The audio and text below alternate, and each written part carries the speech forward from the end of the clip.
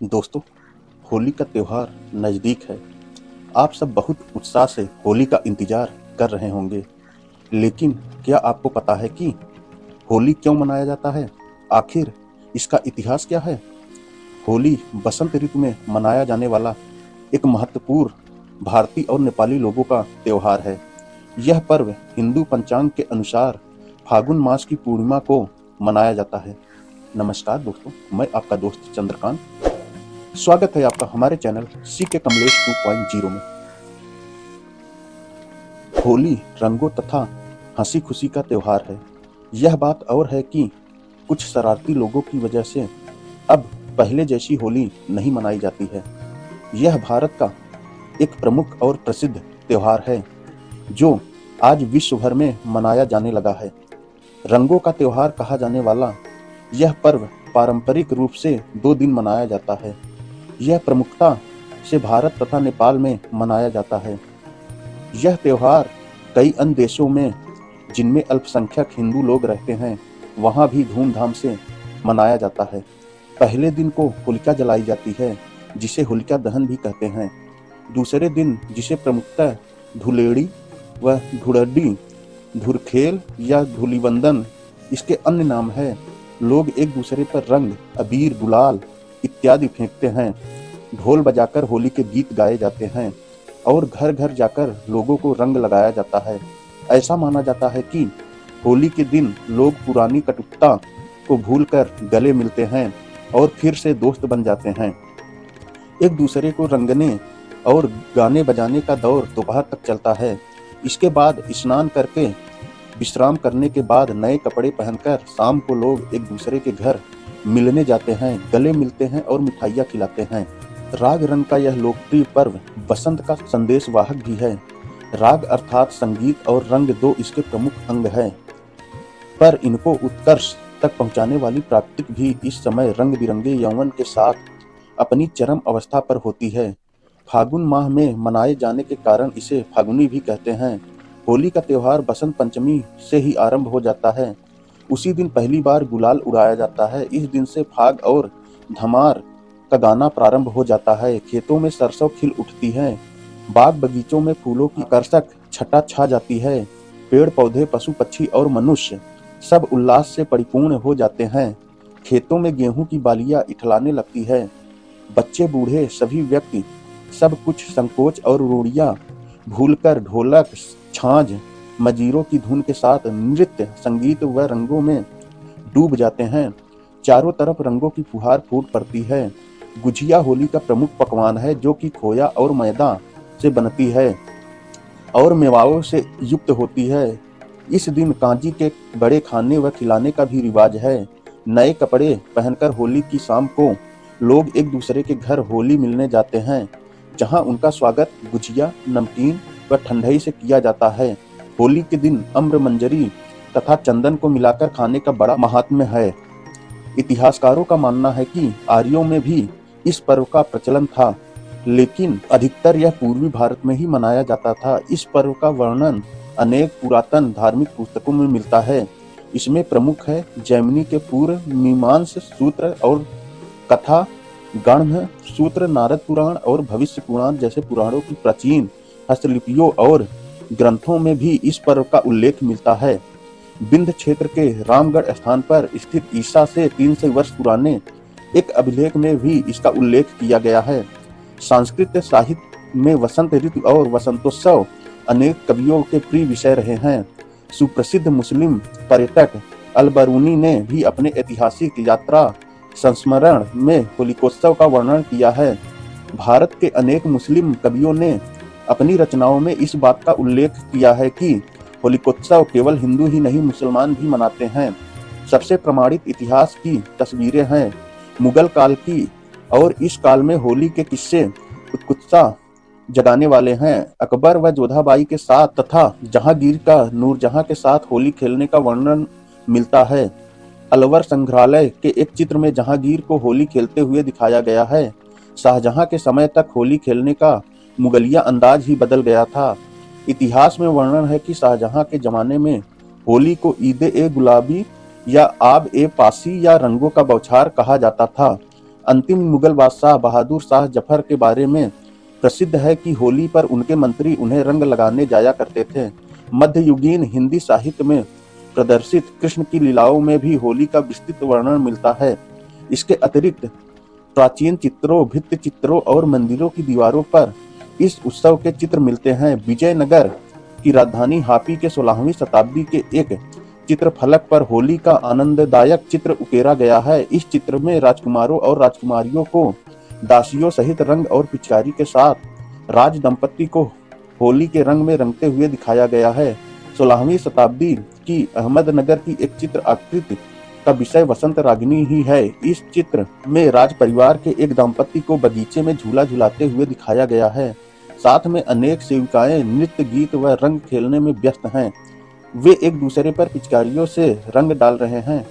मध्यकालीन मंदिरों में भित्ति चित्रों और आकृतियों में होली के सजीव चित्र देखे जा सकते हैं। उदाहरण के लिए इसमें 17वीं शताब्दी की मेवाड़ की एक कलाकृति में महाराणा को अपने दरबारियों के साथ चित्रित किया गया है। शासक कुछ लोगों को उपहार दे रहे हैं, नृत्यगना नृत्य कर रही हैं। इस सबके मध्य रंग का एक कुंड रखा हुआ है। बूंदी से प्राप्त एक लघु चित्र में राजा को हाथी दांत के सिंहासन पर बैठा दिखाया गया है, जिसके गालों पर महिलाएं गुलाल मल रही हैं। होली के पर्व से अनेक कहानियां जुड़ी हुई हैं। इनमें से सबसे प्रसिद्ध कहानी है प्रहलाद की। माना जाता है कि प्राचीन काल में हिरण्यकश्यप नाम का एक अत्यंत बलशाली असुर था। अपने बल के अहंकार में वह स्वयं को ही ईश्वर मानने लगा था। उसने अपने राज्य में ईश्वर का नाम लेने पर ही पाबंदी लगा दी थी। हिरण्यकश्यप का पुत्र प्रहलाद ईश्वर भक्त था। प्रहलाद की ईश्वर भक्ति से क्रुद्ध होकर हिरण्यकश्यप ने उसे अनेक कठोर दंड दिए, परंतु उसने ईश्वर की भक्ति का मार्ग न छोड़ा। हिरण्यकश्यप की बहन होलिका को वरदान प्राप्त था कि वह आग में भस्म नहीं हो सकती। हिरण्यकश्यप ने आदेश दिया कि होलिका प्रहलाद को गोद में लेकर आग में बैठे। आग में बैठने पर होलिका तो जल गई, पर प्रहलाद बच गया। ईश्वर भक्त प्रहलाद की याद में इस दिन होली जलाई जाती है। प्रतीक के रूप में यह भी माना जाता है कि प्रहलाद का अर्थ आनंद होता है। बैर और उत्पीड़न की प्रतीक होलिका जलती है और प्रेम तथा उल्लास का प्रतीक प्रहलाद अपूर्ण रहता है।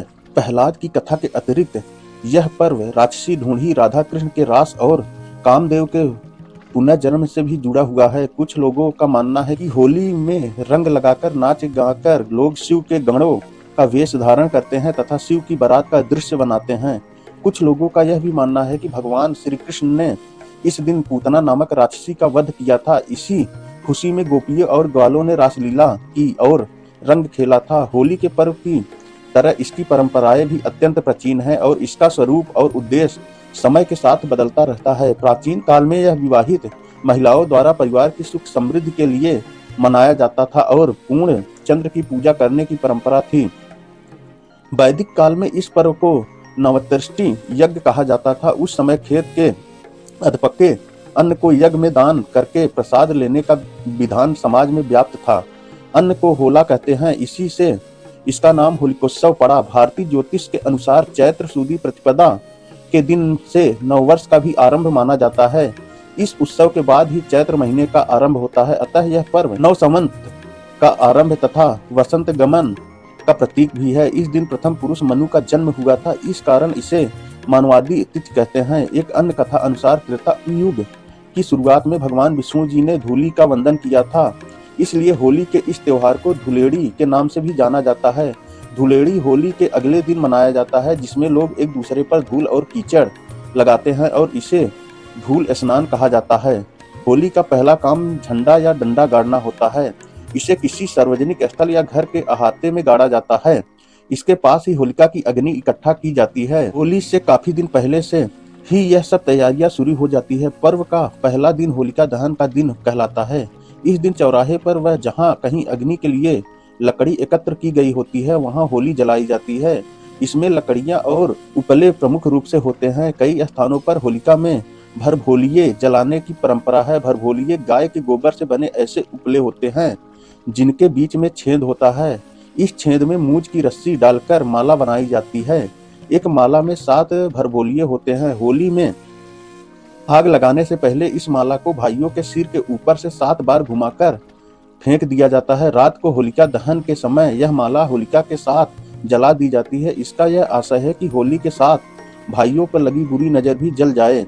लकड़ियों व उपलों से बनी इस होली का दोपहर से ही विधिवत पूजन आरंभ हो जाता है। घरों में बने पकवानों का यहाँ भोग लगाया जाता है।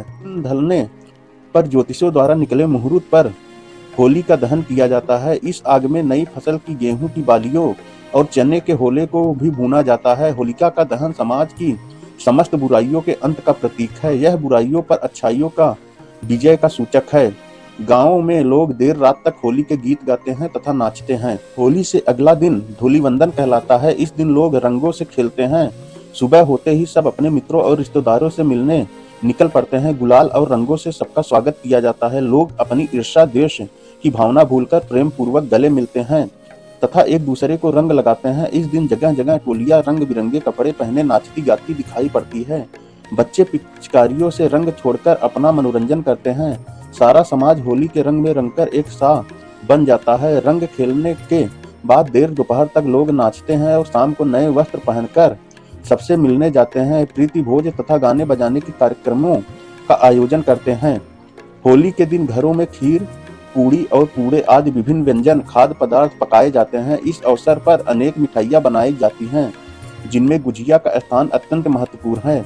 बेसन के सेव और दही बड़े भी सामान्य रूप से उत्तर प्रदेश में रहने वाले हर परिवार में बनाए व खिलाए जाते हैं। कांजी, भांग और ठंडाई इस पर्व के विशेष पेय होते हैं, पर ये कुछ ही लोगों को भाते हैं। इस अवसर पर उत्तरी भारत के प्रायः सभी राज्यों के सरकारी कार्यालयों में अवकाश रहता है, पर दक्षिण भारत में उतना लोकप्रिय न होने की वजह से इस दिन सरकारी संस्थानों पर अवकाश नहीं रहता। भारत में होली का उत्सव अलग अलग प्रदेशों में भिन्नता के साथ मनाया जाता है। ब्रज की होली आज भी सारे देश के आकर्षण का बिंदु ही है। बरसाने की लठमार होली काफी प्रसिद्ध है। इसमें पुरुष महिलाओं पर रंग डालते हैं और महिलाएं उन्हें लाठियों तथा कपड़े के बनाए गए कोड़ों से मारती हैं। इसी प्रकार मथुरा और वृंदावन में भी 15 दिनों तक होली का पर्व मनाया जाता है। कुमाऊं की गीत बैठकी में शास्त्रीय संगीत की गोष्ठियां होती हैं। यह सब होली के कई दिनों पहले शुरू हो जाता है। हरियाणा की धुलड़ी में भाभी द्वारा देवर को सताए जाने की प्रथा है। बंगाल की दोल यात्रा चैतन्य महाप्रभु के जन्मदिन के रूप में मनाई जाती है। जलूस निकलते हैं और गाना बजाना भी साथ रहता है। इसके अतिरिक्त महाराष्ट्र की रंग पंचमी में सूखा गुलाल खेलने, गोवा के सिमगो में जुलूस निकलने के बाद सांस्कृतिक कार्यक्रमों का आयोजन तथा पंजाब में होला मोहल्ला में सिखों द्वारा शक्ति प्रदर्शन की परंपरा है। तमिलनाडु में कमंड ओड़ी गई मुख्य रूप से कामदेव की कथा पर आधारित वसंतोत्सव है, जबकि मणिपुर के या ओसांग में योगसांग उस नन्ही झोपड़ी का नाम है जो पूर्णिमा के दिन प्रत्येक नगर ग्राम में नदी अथवा सरोवर के तट पर बनाई जाती है। दक्षिण गुजरात के आदिवासी के लिए होली सबसे बड़ा पर्व है। छत्तीसगढ़ की होली में लोक गीतों की अद्भुत परंपरा है और मध्य प्रदेश में मलवा आंचल के आदिवासी इलाकों में बेहद धूमधाम से मनाया जाता है।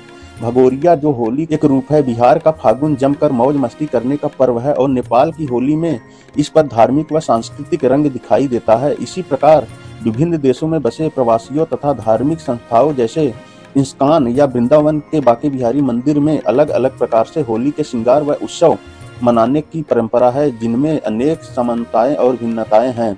प्राचीन काल में लोग चंदन और गुलाल से ही होली खेलते थे। समय के साथ इसमें भी बदलाव देखने को मिला है। कई लोगों द्वारा प्राकृतिक रंगों का भी उपयोग किया जा रहा है, जिसमें त्वचा या आंखों पर किसी भी प्रकार का कुप्रभाव न पड़े। तो दोस्तों, कैसी लगी आज की यह वीडियो कमेंट करके जरूर बताएं। आशा करते हैं कि आज का वीडियो आपको बहुत अच्छा लगा होगा। अच्छा लगा हो तो वीडियो को लाइक करें, चैनल को सब्सक्राइब करें और वीडियो को शेयर करना मत भूलिएगा। मिलते हैं फिर किसी नेक्स्ट वीडियो में। तब तक के लिए नमस्कार दोस्तों।